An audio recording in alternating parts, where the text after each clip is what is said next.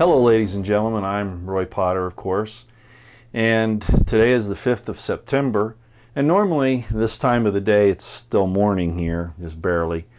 I'm usually listening to news and getting information, but it's a lot of it's just kind of repeating the old hash, and nothing of any importance is coming out today as far as I can tell, at least at this point. So I've struggled with whether or not I should do this particular topic for some time, and I decided that this was the time. It kind of goes along, it's kind of the next step in our Origin and Destiny video that I did some time ago. A little bit more explanation of the fallen angels and the Nephilim and that kind of information. And we're going to look at some things in the Hebrew, okay? But the number one thing I want you to do right now is to stop the video. And I want you, if you're interested, not everybody's going to want to do this, okay? I understand. This is for the people that are interested, that have asked for these things to continue. Stop the video now, and I want you to go read the first and second chapters of Genesis.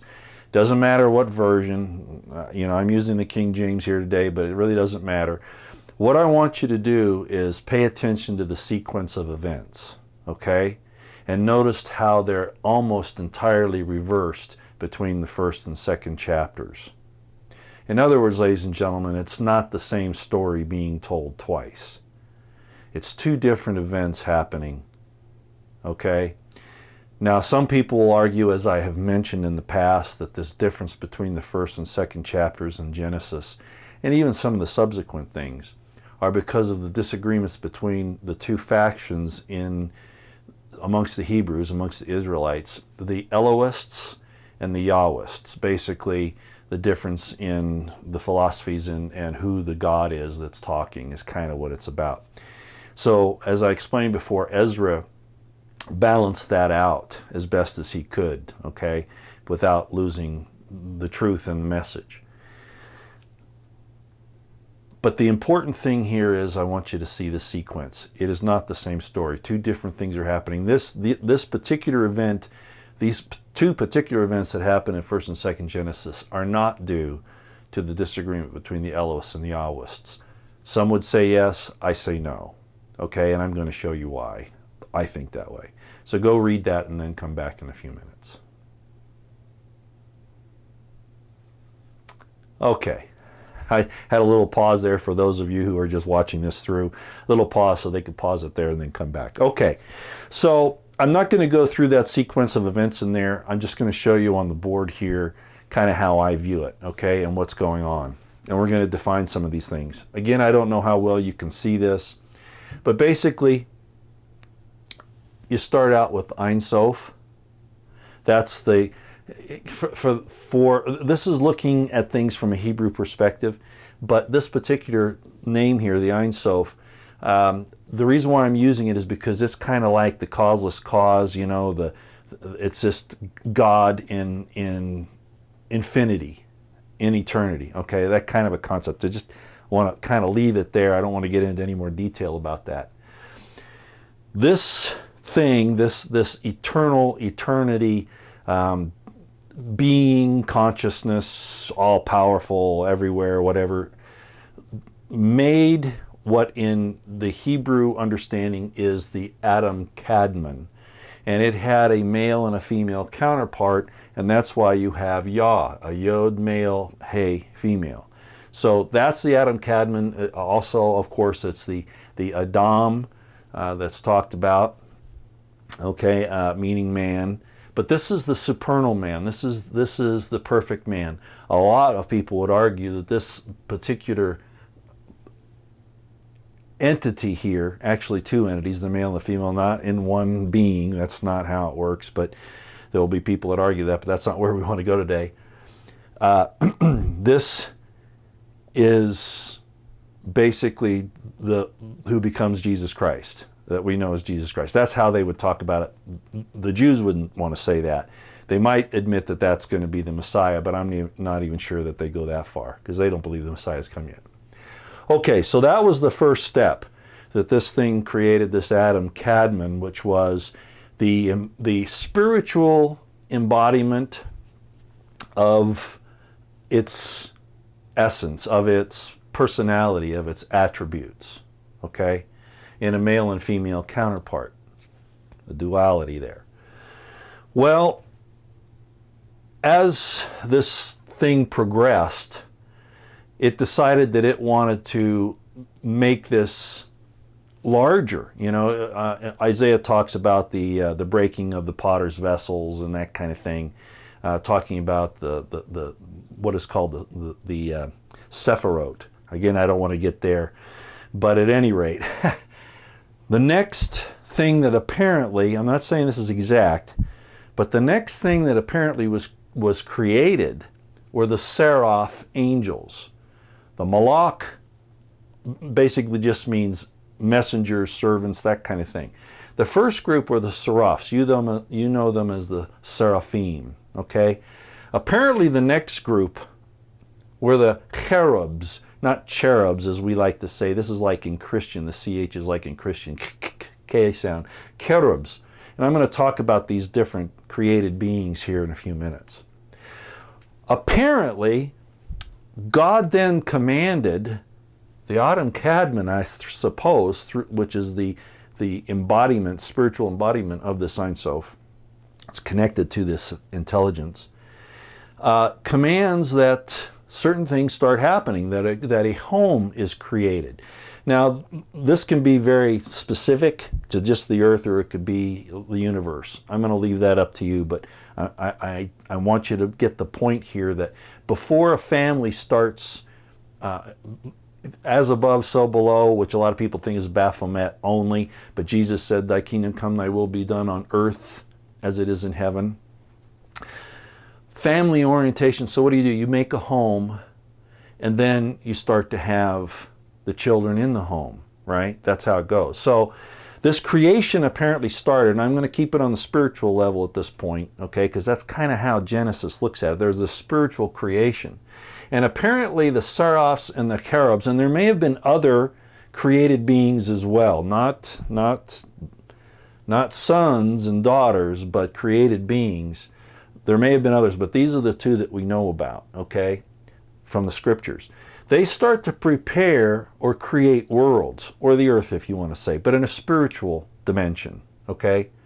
And that's what this symbolizes here. You wonder why I have three there. Well, right now, just see that it's a division, that they're the ones that do all the things that God commands, okay, in the first chapter of Genesis, in that creation.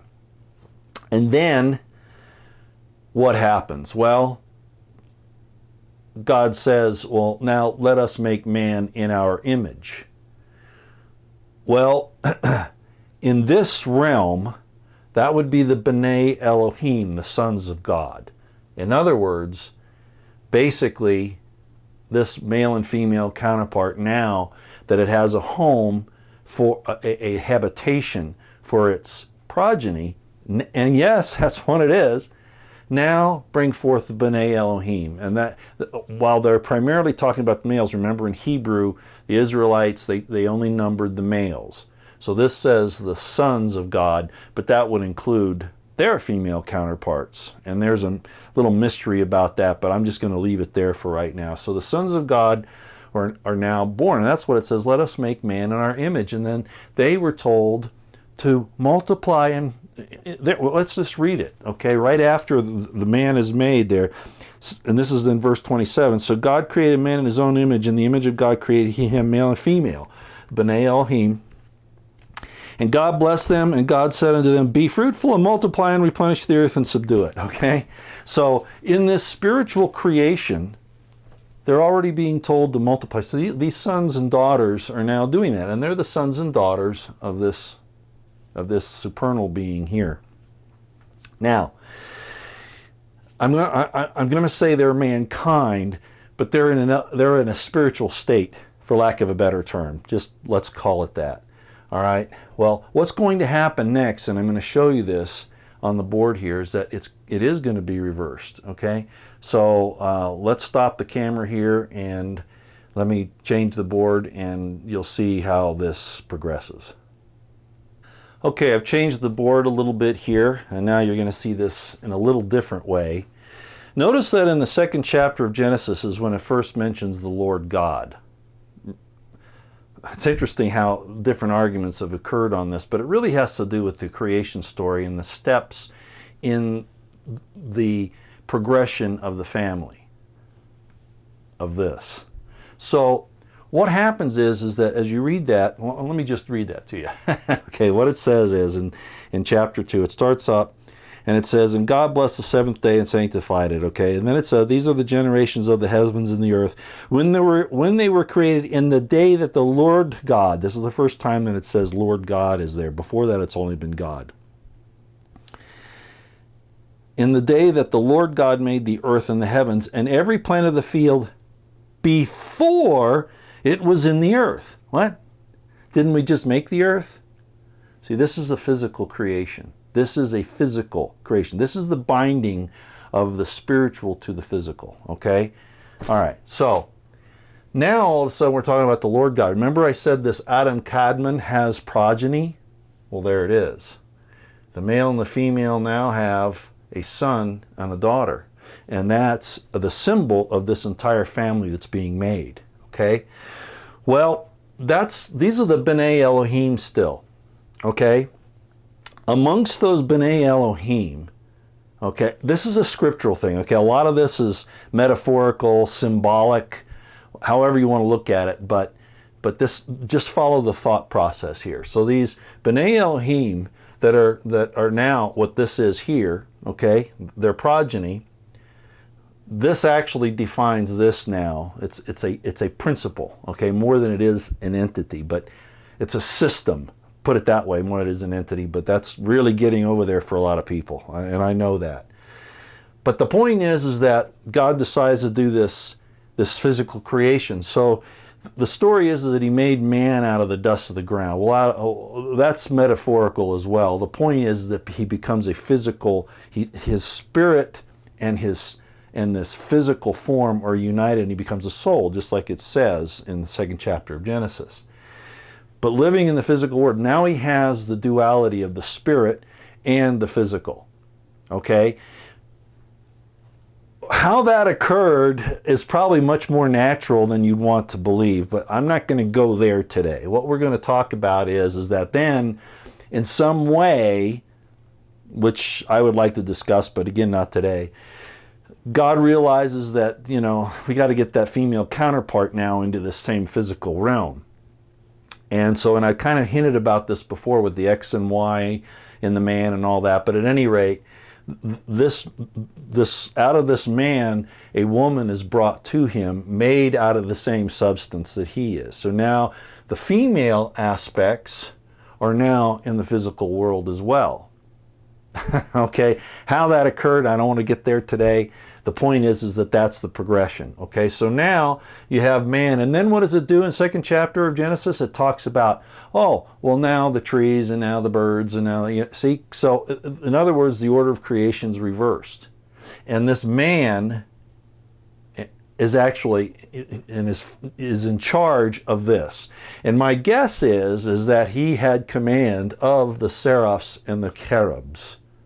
Okay, who helped him do this.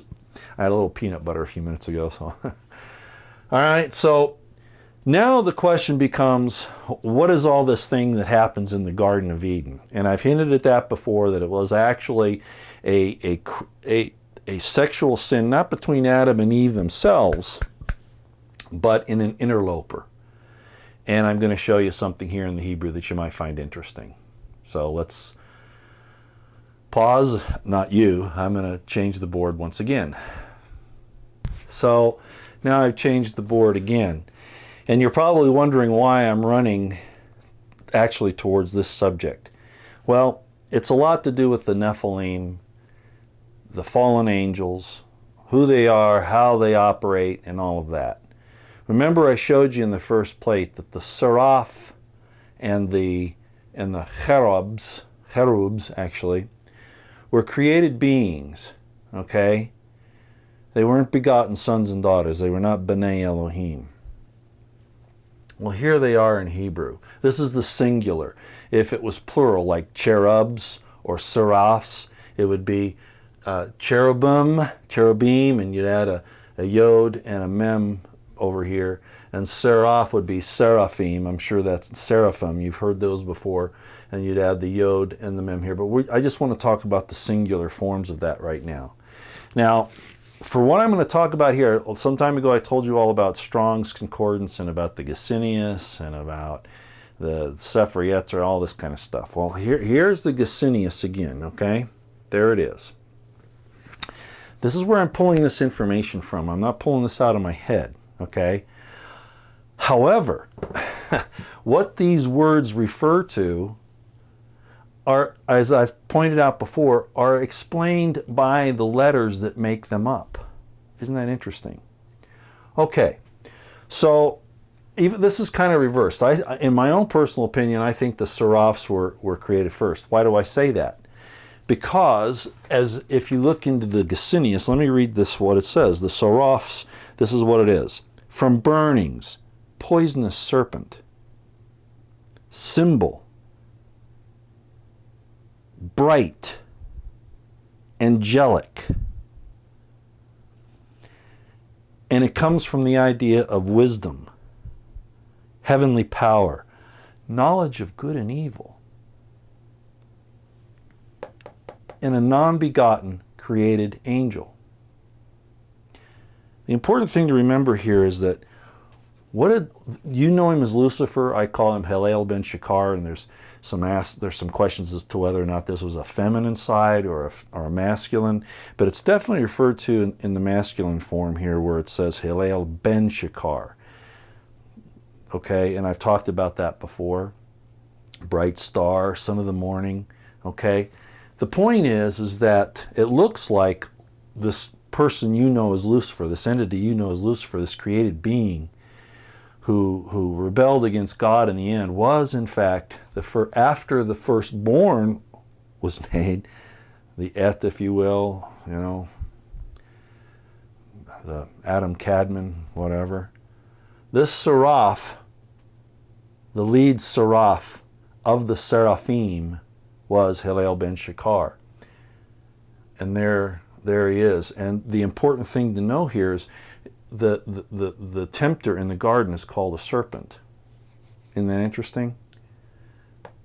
Another name for seraph means serpent. Now, in the popular legends and in the way things have been interpreted, and I'm sure based on this to some point, a lot of commentators, philosophers, ancient alien type researchers will say that there was this race of reptiles, serpent creatures. I don't particularly look at it that way. As a matter of fact, I don't look at it that way at all, although I've seen some things I could probably tell you about that make me wonder. But I think the real deal here is that this guy, this group of people, the lead guy that you know as Lucifer, he saw when God created his image in the male and the female in the Adam Cadman, and then of course mankind, the Bene Elohim, and then mankind, but primarily the Bene Elohim. He's not a Bene Elohim, and for whatever reason, he wanted that position so that he could inherit all that God has, right? So what I'm saying here is that the word serpent is in this. It's one of the definitions. If you get out Strong's and look at it, you'll see it means serpent. And although the word in Hebrew used in the first chapter of Genesis is nakash, it's still the idea. It's kind of along with the seraph or the seraphim. It's pushing this idea of it has wisdom, heavenly power, the knowledge of good and evil. Did not this seraph, this fallen one, act as a nakash, again a type of serpent, and offer its wisdom and its knowledge of good and evil to Eve, and then of course Adam partook. So this is who we're talking about. Lucifer, Hillel ben Shakar. Lucifer was in his name. Lucifer was a light bearer. It's all it means in Latin. It's not the name of any of the angels or any of the fallen angels or anybody. It's just something that they picked out because they didn't want to repeat the bright star, son of the morning. Okay, they didn't want to do that because a similar situation happens about Jesus. But I've explained all that before. The important thing here is this seraph is both the Seraphim, who have knowledge. God, they were created with specific understandings, wisdom, heavenly power. It's very likely that they're just right under the archangels. Okay, and I didn't talk about the archangels, like Michael and Raphael and all of those. But why didn't I do that? Because really, in effect, they are the Bene Elohim. The El is right in their name. Okay, they are the Bene Elohim. The male parts, their female counterparts just aren't spoken about. This guy doesn't have a female counterpart. Okay, and neither do the cherubs. They don't either. This is considered a mythical creature. If you look at Gesenius, kind of like an image. I don't know what they look like. They're described metaphorically with different things, in there, as well as the seraphs. But again, I think those are metaphorical. These may not look like men. I'm not certain, like we look. But this one, I think, probably does.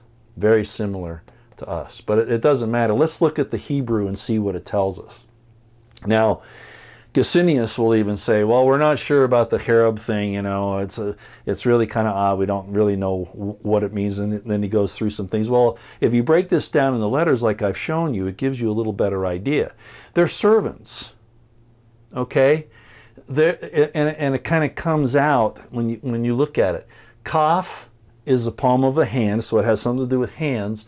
The Resh is the head, okay? And the Vav is a nail, okay? It connects to a house, bait. So what is this saying? The cherubs are the main hand in the formation of the creation of the house. They're the worker bees. That's what that means, okay? The seraphs, on the other hand, are something a little different. Remember I talked about the shin having something to do with souls?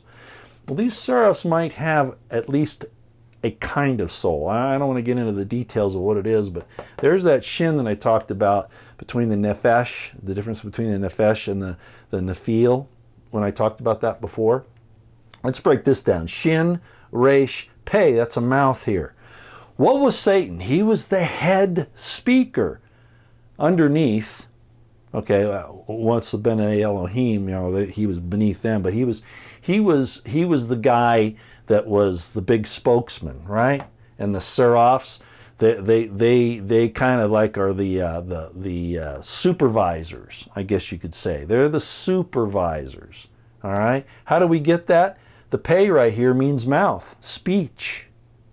So they are the head fire, the head intelligence, the head management, okay, that speak. This is different than anything you've ever done before in traditional study, unless you're into these word and letter definitions. So in other words, these are, underneath the archangels and the Bene Elohim, these are the people that are really carrying out a lot of what God says to do. And these are the worker bees. These are the managers. These are the worker bees. And what did it say in the third chapter of Genesis? After the fall, God placed cherubim and the flaming sword. It's metaphorical, but again, like, the foot soldiers, they place their guards out there. So we're talking about the lower guys. They can do some pretty fantastic things, obviously, but they're still the worker bees. And these are the guys that kind of follow the orders of God, basically. And one of these, as we've already talked about, Hillel ben Shakar, he revolts because he wants to be a Bene Elohim. He sees what God has given to God's own progeny, his own male and female creations. Well, begotten sons and daughters. Let's keep it like that, because that's really what it is, and that's going to infuriate a lot of people, but that's really what it is. He saw that and he wanted that, okay? So he's a seraphim. The one that you know is Lucifer, and I'm not saying it's even the same thing as Satan. Satan kind of goes along with the ninth letter of the Hebrew alphabet, but we'll just call him Lucifer right now. The one you know is Lucifer. He's the head seraphim. He was the very first, and he's the head seraphim of the seraphim. Okay, the head seraph of all the seraphim, and he wanted to replace God's begotten sons and daughters, even God himself. And that we get by breaking down the letters, okay, into what it means. So I'm not sure why I felt like I needed to go with this today, but I just knew that I did. Maybe there's some people out there that are just kind of curious. I haven't covered it probably as well as I could because there's so many other things that could be thrown in here. I could make this a 2-3 hour long, a dissertation, and I don't want to do that to anybody. Just be aware, as I've said, that you need strong concordance. You need a Gesenius or a Brown Briggs driver. I think that's what it is. Anyway, it's another Hebrew English lexicon, and a Strong's at the minimum, or a Gesenius. Okay, like I've got here. This is a Gesenius. The Brown driver and Briggs is another version of it, but I stick with the Gesenius. This is important because it shows you the actual contacts between the serpent in the garden and who the lead seraph is of the seraphim. And it's using the same idea. Now he could have sent apparently when he tried to do this, I don't know how many of the seraphim followed him. I don't know that. It says though that 1/3 of the hosts of heaven followed him. And that even some of the Bene Elohim did. Okay? And it was the Bene Elohim, because he can't reproduce. It's one of the things he was jealous of. Okay? And there's a story about the feminine side of that that gets into the Gnostic scriptures and stuff. The Lilith and the screech owl and what's known in Gnostic scriptures as the demiurge. Okay? And I don't want to get into all that because that's kind of in another subject area. But this guy here is the one who's causing all the trouble. Not the seraph themselves, but the leader of the seraphim, this Hillel ben Shakar individual. Okay, that's the important part. And then I guess finally what we need to talk about is the connection between, again, the Bene Elohim and the Nephilim, just to review that, okay? So there apparently were, according to some writings, and I'm not sure that the numbers are anything but codes, but there were a number, they say about 200, of the Bene Elohim, who they call fallen angels, okay? But they're really Bene Elohim. They're not angels in the sense of being created beings. They're angels in the sense that, they're outside the normal sphere here. They can be messengers. Certainly that's possible. But the Bene Elohim, apparently the number that followed Seraph in his rebellion, not Seraph, but Lucifer, Hillel ben Shakar, who was the leader of the Seraphim, these Bene Elohim that somehow got talked into doing this were the ones that came and with the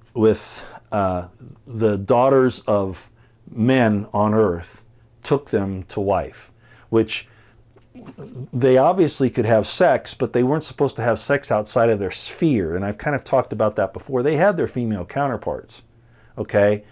But they rebelled and went against the order that God established and jumped across that line of creation and had something to do with the daughters of men. Now that should be important to you to understand. Now a lot of philosophers, a lot of scriptorians, biblical scholars, etc., will say, well, there have been some other arguments here. Oh, the sons of the sons of God were actually the sons of Seth, or the sons of whatever, that just you went with the daughters of Ham and that progeny of the Nephilim that came through him. I'm not saying that that's not the case. What I am saying is that certainly that could be a very good rendition of what's going on in Genesis. But considering the circumstances of the Seraphim, the war in heaven, the fallen angels, the fallen Bene Elohim is another way to put that, that they had this connection to the daughters of men. Those fallen angels, those fallen Bene Elohim, under the direction of a fallen angel, okay, that's why they're called fallen angels, they had this situation where they fathered children with earthly women. And when they did that, those progeny are called the Nephilim. All right. I'll just leave that here today. This is a little longer than I want to do as usual, but it does get kind of involved. For those of you who are interested, you can take it from here and kind of go and look at it a little deeper. So thanks for coming, and hopefully this was of some benefit to all of you. Till next time out here.